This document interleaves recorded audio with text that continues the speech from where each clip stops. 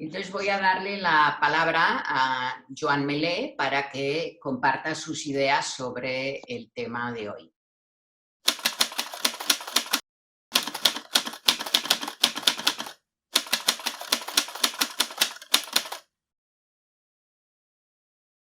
Gracias, Miriam, y a todos por esta oportunidad.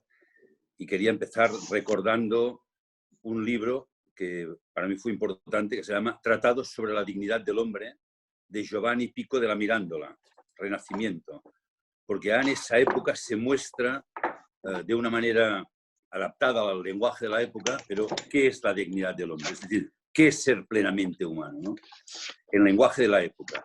Y es importante que hoy volvamos a hablar de esto, porque hay momentos en que me parece que está en peligro esta dignidad humana, está en juego, y este es uno de esos momentos, ¿no? Para hablar de qué es plenamente un ser humano, a mí me gusta mirar a los niños pequeños y empezar a romper esta imagen de que el hombre es un animal superior, que nos han ido repitiendo, se ha convertido casi en un dogma. Cualquiera se atreve hoy a cuestionar la teoría de la evolución de Darwin. A mí a veces me han preguntado, ¿tú no serás de estos que la cuestionan? Digo, no. Yo la niego directamente. Entonces ya ahí estaremos la discusión, porque me niego a aceptar que me traten como un animal. Por supuesto, cada uno puede pensar de sí mismo lo que quiera, y es cierto que viendo a algunas personas yo también estoy tentado a pensar que el hombre solo es un animal un poco más inteligente, ¿no? Pero observemos a los niños pequeños y veremos que el primer año de vida hacemos un esfuerzo increíble, un esfuerzo de voluntad como ya nunca más volveremos a hacer, por ponernos en pie, erguidos, y aprender a andar. El ser humano es el único ser de la Tierra en posición completamente vertical. El esqueleto vertical.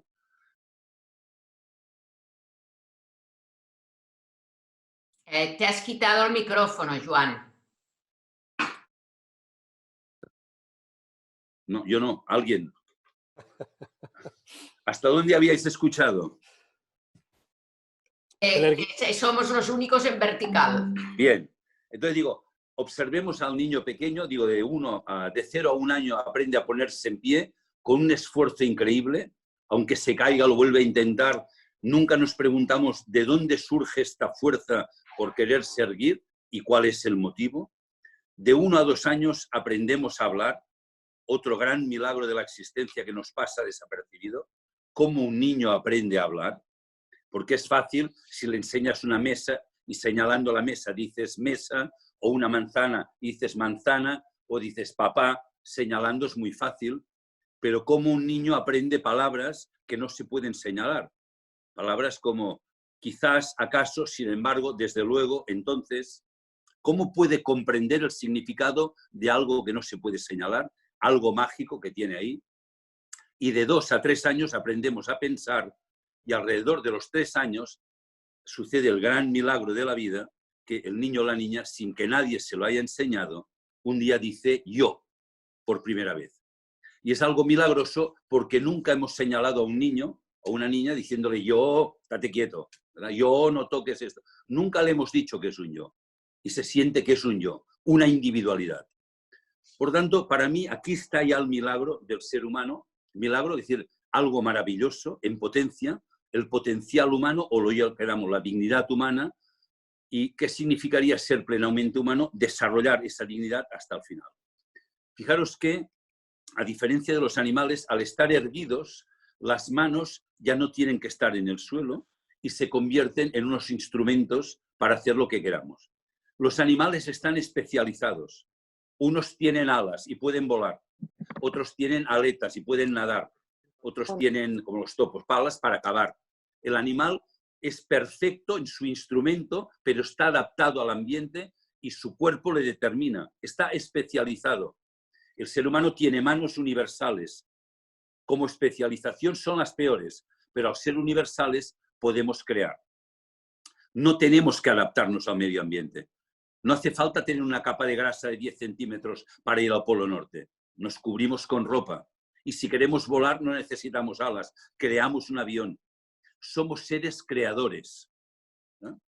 Y lo podemos hacer porque además hemos desarrollado la capacidad de pensar, que es a partir de los 2 o 3 años que los niños aprenden a pensar. Y la capacidad de hablar, ¿para qué nos sirve? Para comunicarnos con otros. Comunicar nuestro mundo interior y el mundo interior del otro. y a partir del lenguaje, del habla, aprendemos a conocernos. Y el conocerse es la base del amor. Yo diría que el ser humano es un ser creado para el amor, para desarrollar el amor a un nivel universal que antes no existía. Por tanto, pero para poder amar, el ser humano tiene que desarrollar la libertad, que es lo que habla en este tratado de la dignidad del hombre. Dentro de la creación, el ser humano está llamado a ser libre. Libertad, amor, capacidad de crear, son las tres capacidades que nos han sido donadas. Como dicen textos religiosos, el ser humano creado a imagen y semejanza de Dios, lo creo profundamente, pero a imagen y semejanza como algo en potencia. Podemos llegar a ser esto, no lo somos todavía. Por tanto, educar a los niños es prepararles para que sean plenamente humanos, que puedan pensar y tener un criterio propio y desarrollarse en la vida de acuerdo con un criterio propio. Y hoy es importante recalcar esto en un momento que se está eliminando el criterio propio, que desde televisión, desde los medios, desde la educación, ya se nos da el comportamiento de lo que tiene que ser correcto. ¿Qué es lo que podemos tomar, no podemos tomar? ¿Con qué nos debemos medicar o no? Si tenemos que vacunarnos o no. Se nos habla siempre en nombre de una comunidad, puede ser una comunidad científica, como si fuera un dogma que ya no tienes que pensar. Te dicen lo que es correcto, lo que no es correcto. Entonces, esto va en grave detrimento de lo que es la dignidad humana. Pero la propia educación de los niños no se educa para desarrollar una capacidad de pensar autónomo. Se enseñan cosas, pero no se enseña a pensar. No hay educación emocional, no hay educación de la sensibilidad que nos permita relacionarnos en armonía con los demás. Y es fundamental. Y en vez de enseñarnos a ser creativos para resolver situaciones, nos piden desde pequeños que nos preparemos para adaptarnos a la sociedad. Cuando el ser humano, su característica es que no debe adaptarse, sino que tiene que ser creativo. Entonces, para mí, ser plenamente humano es tener la individualidad desarrollada, la capacidad de un criterio propio desarrollado a base de un pensar nítido, que esto no significa hacer lo que me dé la gana, sino tener la capacidad de poder decidir por mí mismo, la capacidad de pasar del yo al nosotros y descubrir que el otro es tan importante como yo. Y no solo esto, sino que mi verdadero yo crece y se desarrolla en contacto con el otro yo.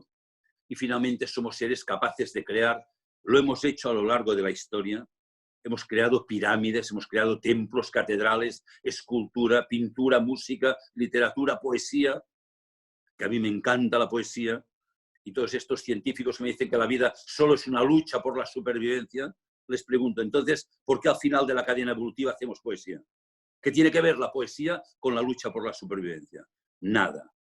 Esto muestra que el ser humano se ha elevado a un nivel, a diferencia del animal, en donde sale del ámbito de la necesidad pura y entra en el ámbito de la libertad. Hacemos poesía o pintamos cuadros como estos que tiene Miriam detrás, tan bonitos, porque somos libres y porque no es necesario, es tan importante.